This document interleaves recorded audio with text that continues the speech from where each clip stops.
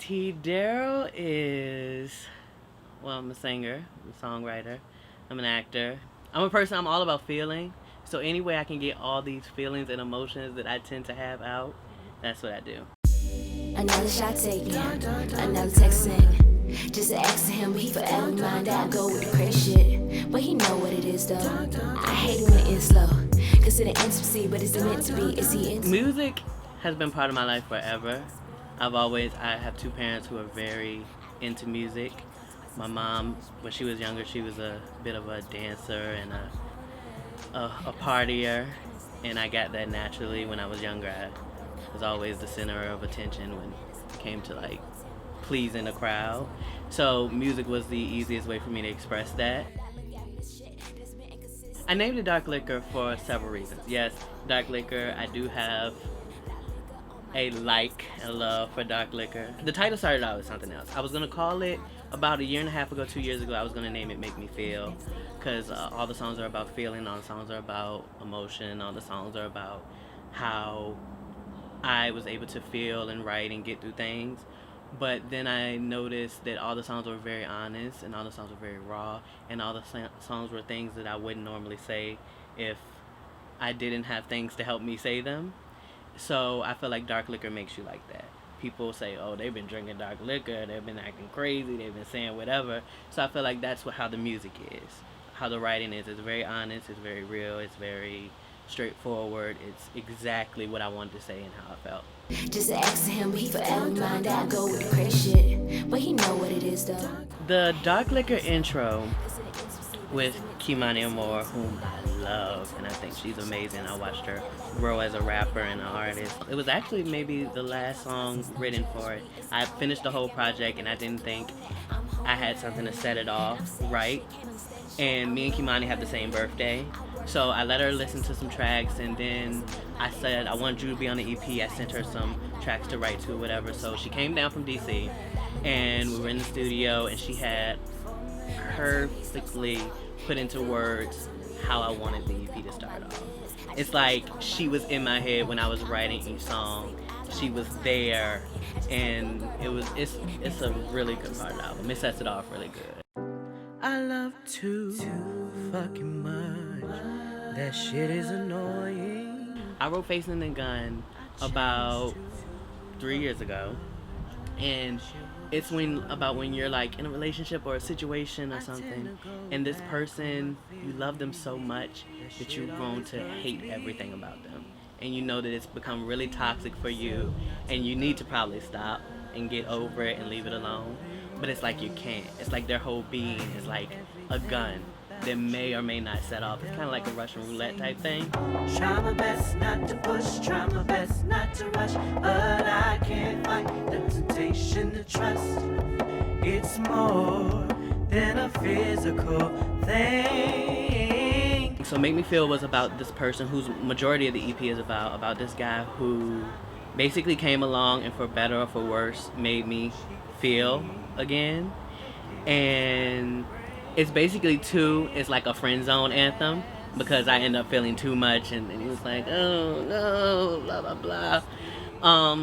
But it sets off the rest of the album of really feelings and emotions and getting everything out.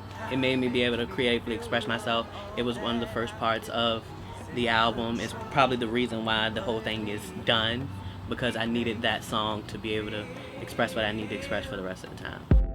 No rhyme, no reason, no explanation. I wasn't anticipating the day I lose the love of my life.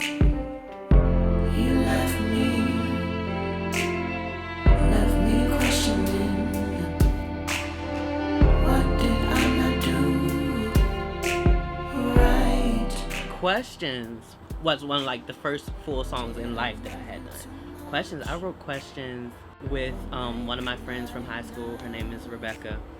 7 years ago, probably. And I feel like a lot of artists, they point the finger a lot. And with this EP and with especially Questions, I wanted to look at myself and question what I did to get in a situation. I didn't want to just blame you hurt me, blah blah blah, because people can do that a lot to ease the pain. Questions was written actually by Rebecca, and then I came in and I did my little thing because she knew my situation I was going through. People loved it back then, so once I did this project, I wanted to like do a new revamped version of more how I felt now, which it was weird because the situation I went through that prompted me doing Dark Liquor was basically like the same situation, so I obviously haven't got my shit together.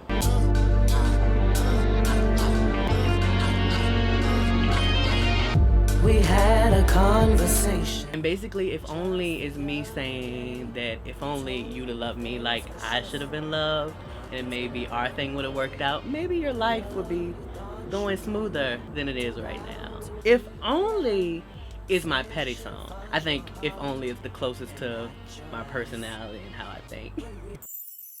Please come home with me. Come on, come on, come on. Please come home. The plea is my transition. I set the EP up in acts. The plea would be the beginning of Act 2. Once I've tried to get over the past situation I was in, saying like, hey, this may not work, this may not be the person I'm supposed to be with. I want somebody to pay attention to me now, so I need to do anything to get over this person. So the best way to get over somebody is to get under somebody else. Catching these vibes just made my night. Been living so wrong, trying to get shit right. Been grinding so hard, ain't sleep for nights. So rock all in my cup, dirty thoughts all through my head. It's a really fun, moody, sexy song, and it's about I need to put this drink down before they end up being my victim. Drunk actions, sober feelings. Crazy thing is, I wanna do it again just to see if what I feel is true. But I don't wanna hurt her or even you. Do It Again was written by this guy. We've been friends forever, and he's been involved with some people I know, and he has a girlfriend, and our relationship kind of just crossed the line. And Do It Again is basically about, I don't know how I feel about it. Obviously, I don't believe in regret or mistakes. I only believe in lessons or teaching moments. So I don't know if I want to do it again or to see if it's supposed to be happening, or was it just a, oh, we were drinking a bit too much type thing. Said you like all kinds of sex and I do too. Long time my mouth has been wet for you. Taboo is about the fluidity of sexuality. I believe that we can't control our preferences or what we want to do or our sex thoughts or who we want to physically release with, but we can control the labels over ourselves. And a lot of people look at sexuality as taboo. I just wanted to express that you can really do whatever you want to do and not worry about what people have to say about it, and just do it.